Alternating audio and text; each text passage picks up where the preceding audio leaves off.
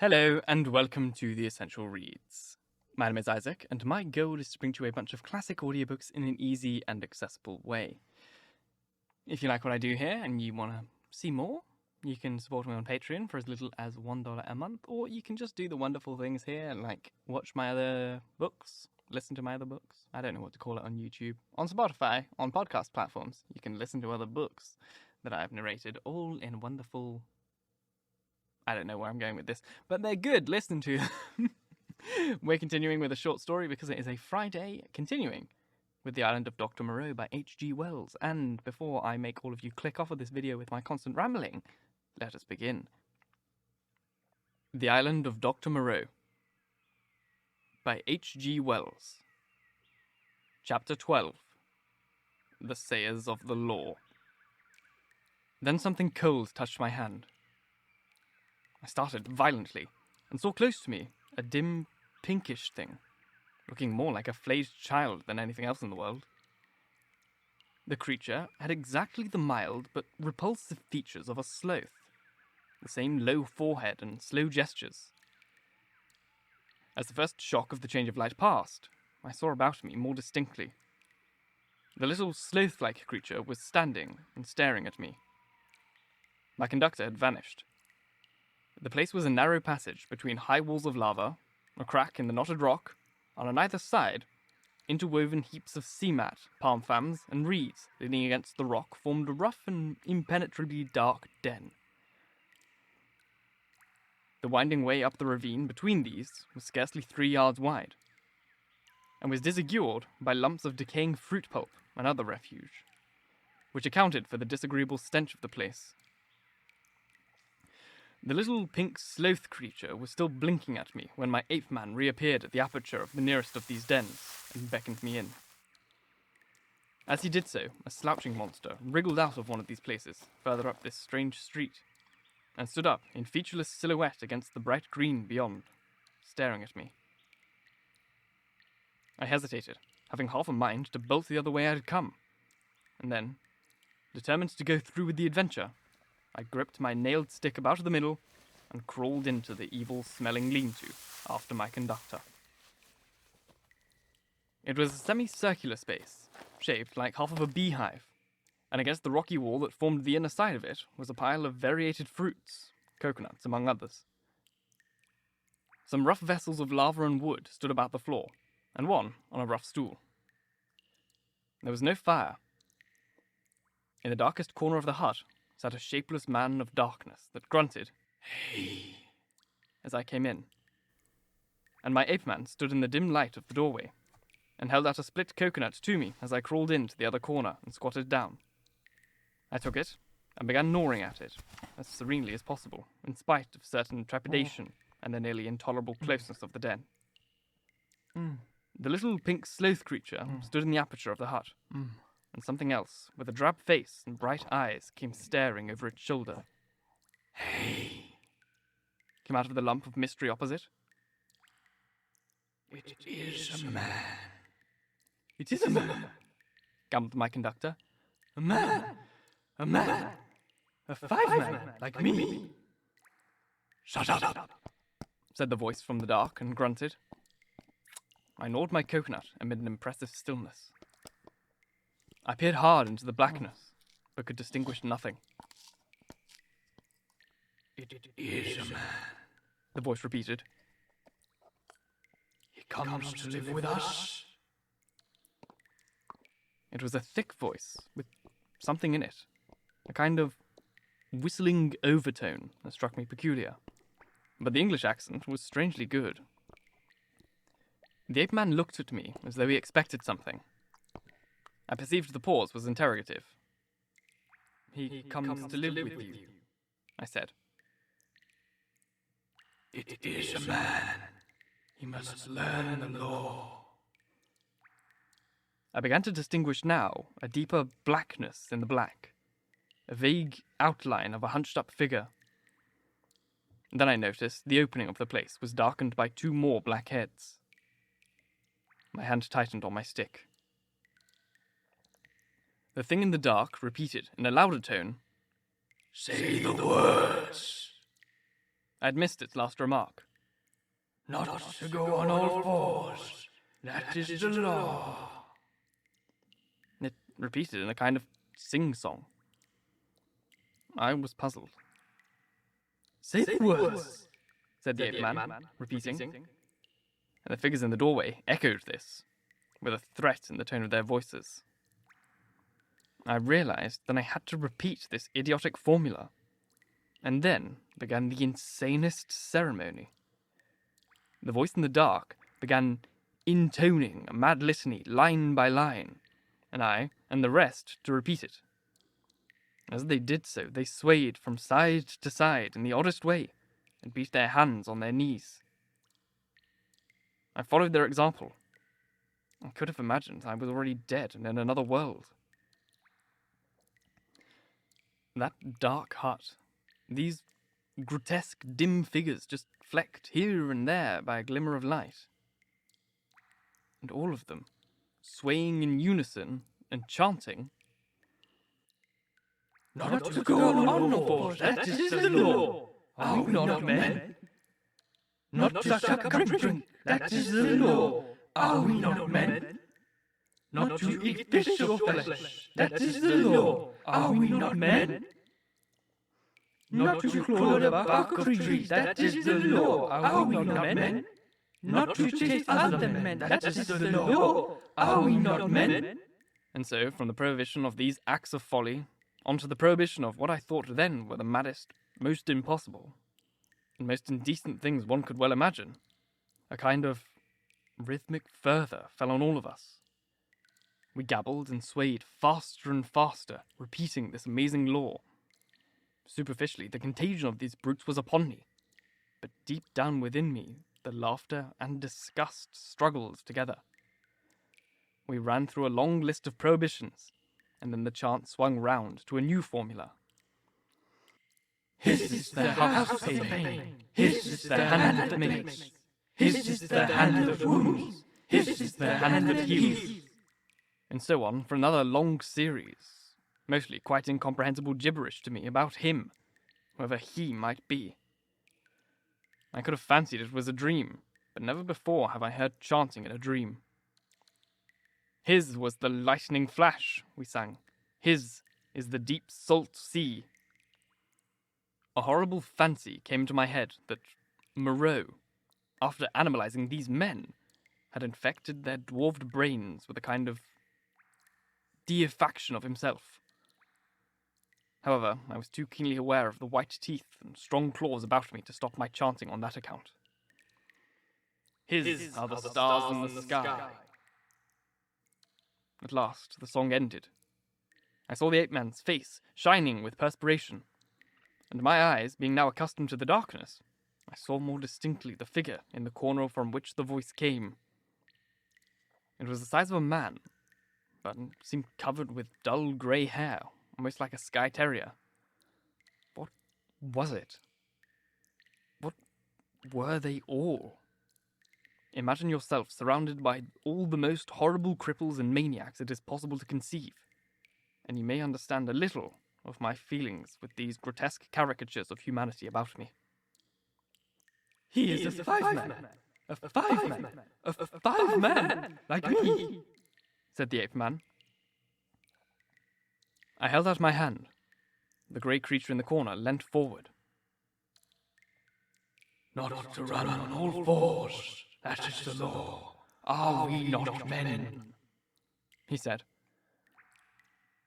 He put out a strangely distorted talon and gripped my fingers. The thing was almost like the hoof of a deer produced into claws. I could have yelled with surprise and pain. His face came forward and peered at my nails. Came forward into the light of the opening of the hut. And I saw, with a quivering disgust, that it was like the face of neither man nor beast, but a mere shock of grey hair with 3 shadowy overarchings to mark the eyes and mouth. He has nails, said this grisly creature in its hairy beard. It is well. He threw my hand down, and instinctively I gripped my stick. Eat roots and herbs. It is his will, said the Ape-man. I am the sayer of the law, said the grey figure. Here come all that be new to learn the law. I sit in the darkness and sing the law. It is even so, said one of the beasts in the doorway. Evil are the punishments for those who break the law. None escape. None escape, said the beast folk, glancing furtively at one another. None, said the Ape-man. none escape. See? I did the wrong thing once. I jab, stop talking. None could understand. I'm burned, branded in the hand. He is great. He is good, None escape. said the grey creature in the corner. None escape, said the beast folk, looking accents at one another. For everyone wants is bad, said the grey sayer of the law. Someone wants to tear with teeth and hands into the roots of things, snuffing into the earth. It is bad. None escape, said the men in the door. Some go clawing trees, some go scratching at the graves of the dead, some go fighting with forehead, feet, or claws, some bite, some none giving occasion. Some love uncleanliness. None escape, said the Ape-man, scratching his calf. None escape, said the pink little sloth creature.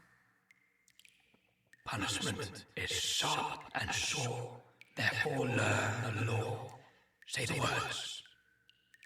And incontinently he began again the strange litany of law, and again I and all these creatures began singing and swaying. My head reeled with this jabbering and the close stench of the place, but I kept on, trusting to find presently some chance of a new development. Not to go on all fours, that is the law, are we not men?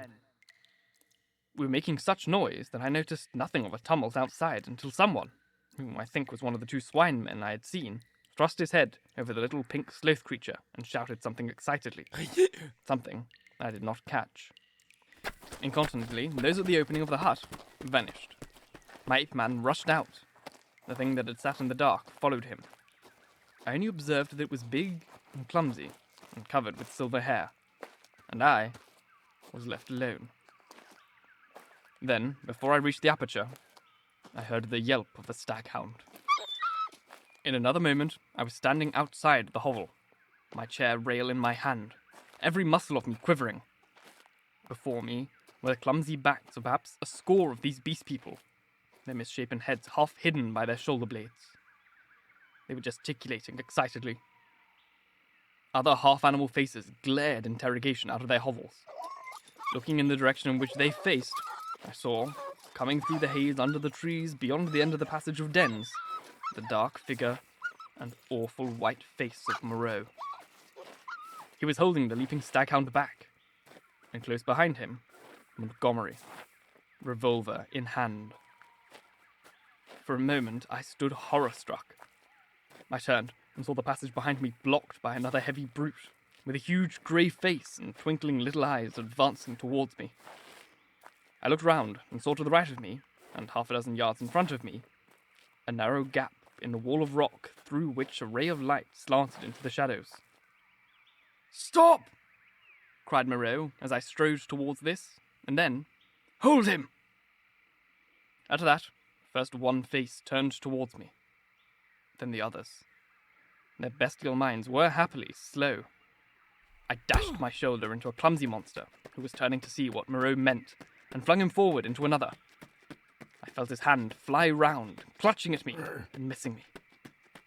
The little pink sloth creature dashed at me, and I gashed down its ugly face with the nail in my stick. And in another minute, I was scrambling up a steep side pathway, a kind of sloping chimney out of the ravine. I heard a howl behind me, and cries of, "Catch him! Hold him!" And the grey-faced creature appeared behind me, and jammed his huge bulk into the cleft. Go on! They howled. I clambered up the narrow cleft in the rock and came out upon the sulphur on the westward side of the village of the Beast People.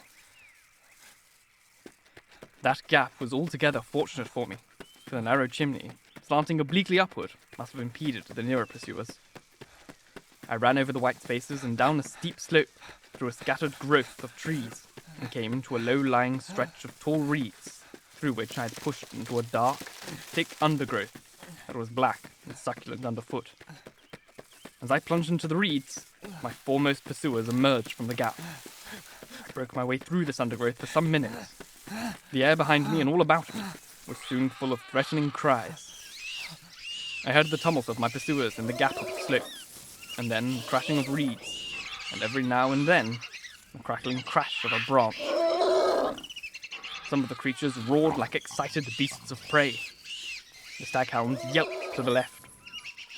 I heard Moreau and Montgomery shouting in the same direction. I turned sharply to the right.